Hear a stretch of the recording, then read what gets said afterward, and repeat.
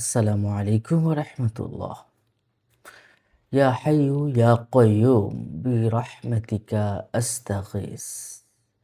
ইয়া হাইয়ু ইয়া কাইয়ুম বিরহমাতিকা আস্তাগীস। এই যে দোয়াটা আছে এটি অত্যন্ত গুরুত্বপূর্ণ এবং শক্তিশালী একটি দোয়া।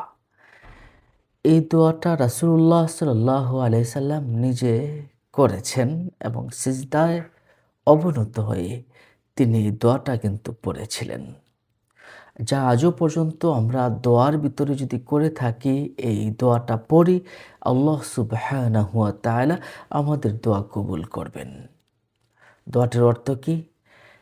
হে চিরঞ্জীব, ইয়া হাইয়ু ইয়া কাইয়ুম, হে বিশ্ব চরাচরের ধারক বাহক, বিরহমাতিক আস্তাগীস, আমি তোমার রাহমতের আশ্রয় প্রার্থনা করছি।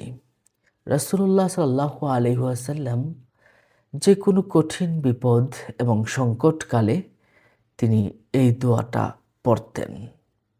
ইয়া হাইয়ু ইয়া কাইয়ুম বিরহমাতিকা আস্তাগীস। এই দোয়াটা কিন্তু তিনি পড়তেন। এই দোয়াটাতে আল্লাহ সুবহানাহু ওয়া তাআলার দুটি মহান নাম আছে, যে নামগুলোকে অসংখ্য উলামায়ে কেরাম, আল্লাহর অলিগণ ইসমে আজম বলেছেন। ইয়া হাইয়ু ইয়া কাইয়ুম, এই দুটা হলো ইসমে আজম। এই দুটি নামের মাধ্যমে আল্লাহ সুবহানাহু ওয়া তাআলার কাছে তার সাহায্য চাওয়া যায় এবং তার রহমত কামনা করা যায়।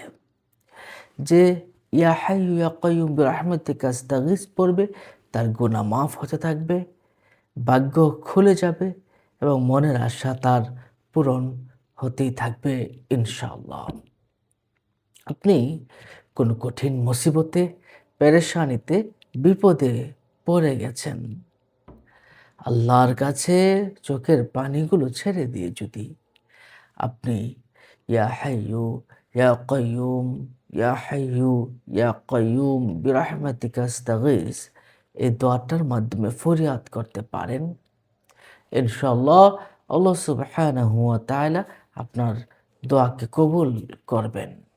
সম্মানিত দর্শক ও শ্রোতা, তাহলে এই দোয়াটার আর কখন কিভাবে পড়বেন, আসুন আমরা এই বিষয়েও জেনে নেই।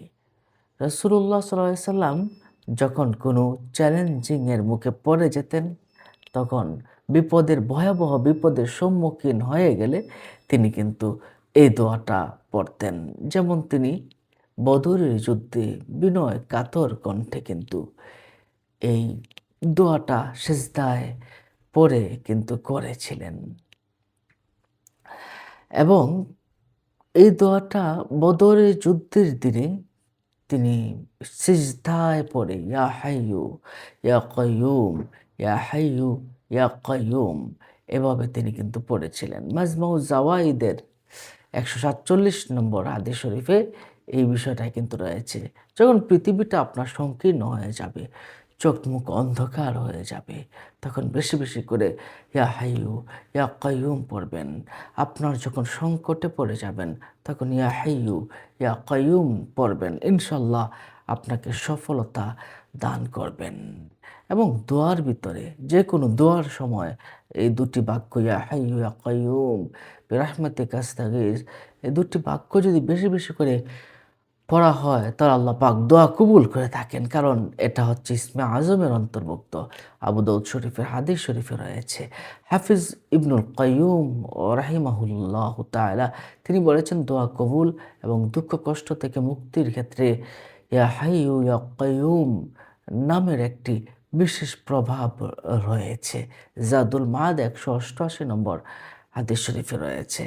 এছাড়া আনাস ইবনে মালিক রাদিয়াল্লাহু তাআলা আনহু তিনি রাসূল সাল্লাল্লাহু আলাইহি সাল্লামের কাছে তিনি বলেন, রাসূল সাল্লাল্লাহু আলাইহি সাল্লামের কাছে কোনো বিষয় কষ্টকর হলে তখন তিনি ইয়া হাইয়ু ইয়া কাইয়ুম বিরহমাতিকা আস্তাগীস তিনি পড়তেন।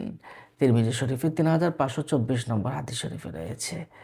তাহলে আসুন আমরা আল্লাহ সুবহানাহু ওয়া তাআলার কাছে এই দোয়াটা বেশি বেশি করে করি এবং আল্লাহর কাছে আমরা পানাহ চাই, দোয়া চাই। নিশ্চয়ই আল্লাহ পাক আমাদের দোয়া কবুল করবেন। আসসালামু আলাইকুম ওয়া রাহমাতুল্লাহ। অন্য মুমিন মুসলমান ভাইকে জানাতে শেয়ার করে দিন। পরবর্তী ভিডিও পেতে চ্যানেলটিকে সাবস্ক্রাইব করে রাখুন।